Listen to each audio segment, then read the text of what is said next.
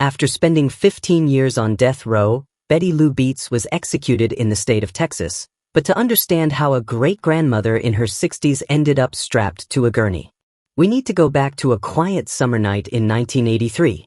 And a man who never came home from a fishing trip. Welcome to the Crime Vault, where real stories, real crimes, and real consequences come to light. If you're into true crime, you're in the right place.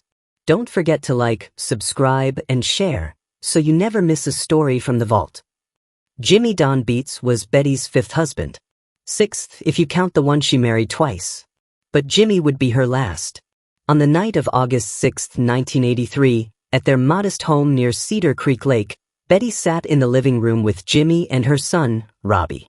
The house was quiet, tucked away from the world. At some point that evening, Betty pulled Robbie aside. She told him she was done with the marriage. And then she told him something darker. She said Jimmy had to die tonight. She didn't explain. She just told him to leave. He stepped outside, closed the door, and didn't look back.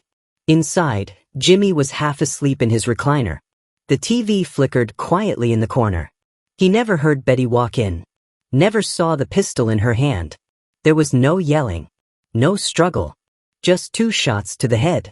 Jimmy's body sagged into the cushions as life left him. Betty stood there for a moment just watching. She didn't check for a pulse, didn't cry. She just stared at him, then turned and walked away. When Robbie came back 2 hours later, he didn't ask questions. And Betty didn't have to say a word. She just stood there, calm in a way that didn't make sense. Jimmy still lay slumped and lifeless, exactly where she had left him. Robbie looked at her, then at the body and back again. There was no panic, no tears, just a quiet certainty, like she had already rehearsed this moment out in her head 100 times. She didn't explain, and he didn't press her. All she said was, "Help me get rid of the body." And he did. Out in the yard, the old wishing well waited. It wasn't real, just a decorative pit made of bricks. Jimmy and Robbie had built it that summer. Together, they lowered Jimmy into it, careful, quiet. They wrapped him in layers, sealed the bricks, and poured concrete over the top. When they finished, the well looked untouched, like nothing had changed. But under that perfect surface, Jimmy was buried, hidden in plain sight. But how would they explain his disappearance? By morning, Betty had figured it out. Down at the harbor, she crushed Jimmy Don's heart medication and scattered the powder across the deck of his fishing boat. Robbie followed behind her, removing the propeller to make it look like a mechanical failure. Then he pushed the boat off the dock and let it drift out into the lake. After that, they went home and waited. Later that night, August 7, 1983, Lil Smith was working at the Redwood Beach Marina on Cedar Creek Lake, tucked between the small towns of Gun Barrel City and 7 Points. It was just after 1:00 p.m. when a few regulars noticed something bobbing out in the dark. It appeared to be a boat upside down. 2 men took off in a small vessel and brought the boat back to shore. Inside, they found a fishing license and the name printed on it, Jimmy Don Beets. Lil didn't wait. She called the Coast Guard first, then Parks and Wildlife, anyone who would listen. Officers started showing up within minutes. But something still nagged at her, so she pulled out the phone book and flipped to the B's. There was Jimmy Don Beets. And she dialed the number. No answer. She tried again. Nothing. On the 3rd call, someone finally picked up a woman's voice. It was Betty. Lil told her what they had found. Jimmy's boat was drifting near the marina, and his fishing license had been recovered on board. Betty didn't panic. She didn't cry. She calmly drove down to the marina and confirmed what everybody feared. The boat was Jimmy's. But where was he? By that time, the wind had kicked up and the lake was rough. So, the officers decided to hold off until morning to start the full search. By 8:30 the next day, police knocked on Betty's door. They asked her if Jimmy came home overnight, and Betty told them no. He had gone fishing the evening before and never returned. But this time, she added something else. Jimmy had been having problems with the boat. And with that information, the search kicked into high gear. Rescue crews from across the state joined in. Local fire departments, the Henderson County Sheriff's Office, and even firefighters from Dallas, where Jimmy had worked for 26 years. They had all gathered to find their friend. And for 3 weeks, they dragged the lake. They used boats, divers, and even helicopters, but they found nothing. Jimmy Don Beets had disappeared, and Betty stayed quiet. She kept to herself. Didn't visit the search crews. Didn't ask for updates. But one man did check in on her more than once. Denny Bourous, the fire department chaplain. He had known Jimmy for years. But every time he visited, Betty barely mentioned the lake or the crews or the hope that Jimmy might be found. Instead, she asked questions, very specific ones. She wanted to know if Jimmy had life insurance through the city and if she would qualify for his pension. Not once did she ask if they had found his boots or if divers were still out there. This didn't sit right with Denny, so he looked into it.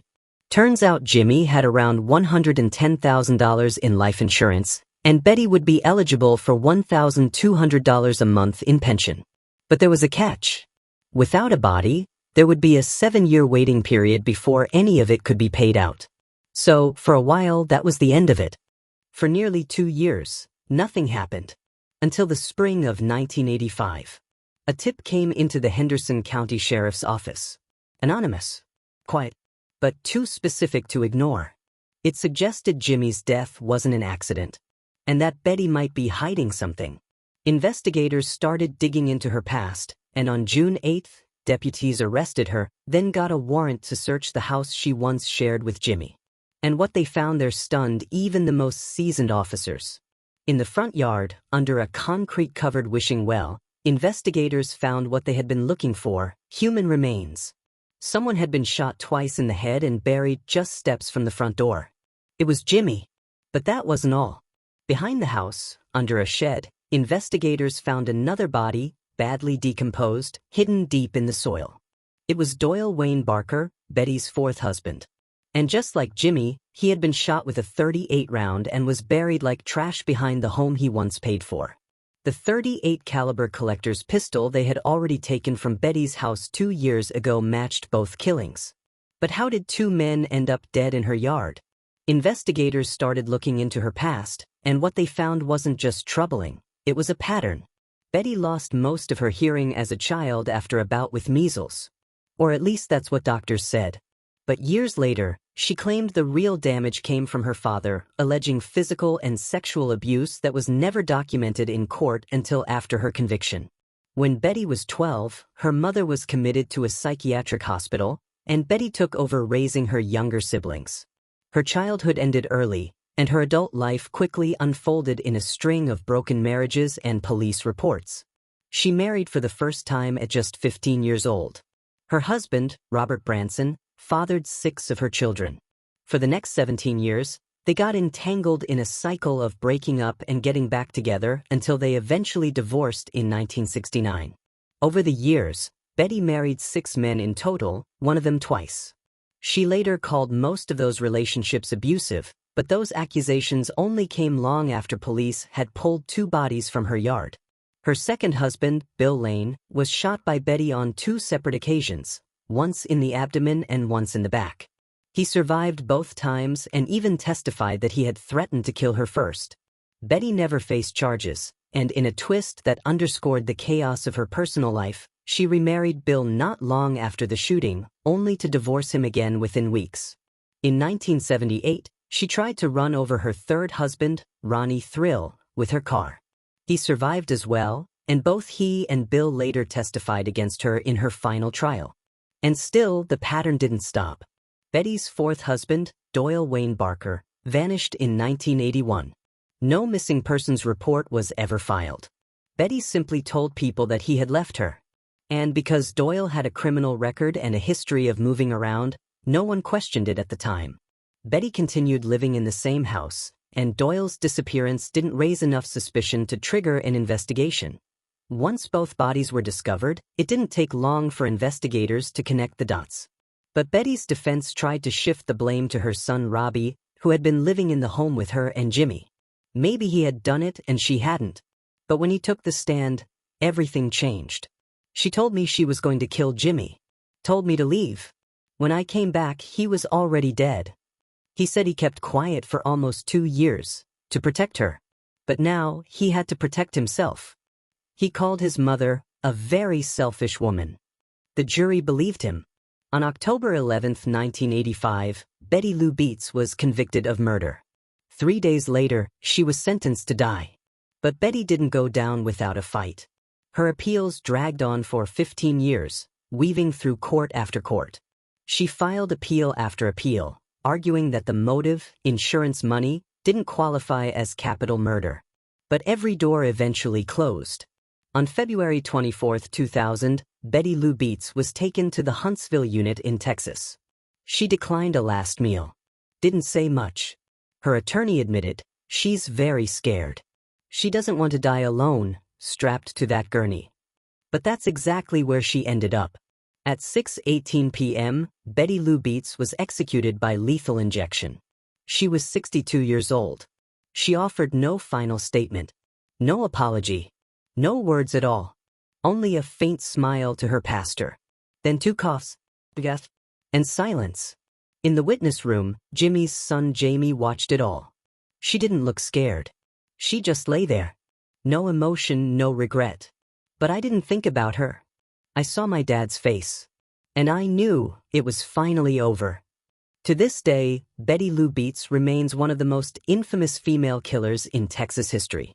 Her story is both tragic and terrifying, a portrait of a woman whose past may have shaped her actions, but whose choices sealed her fate.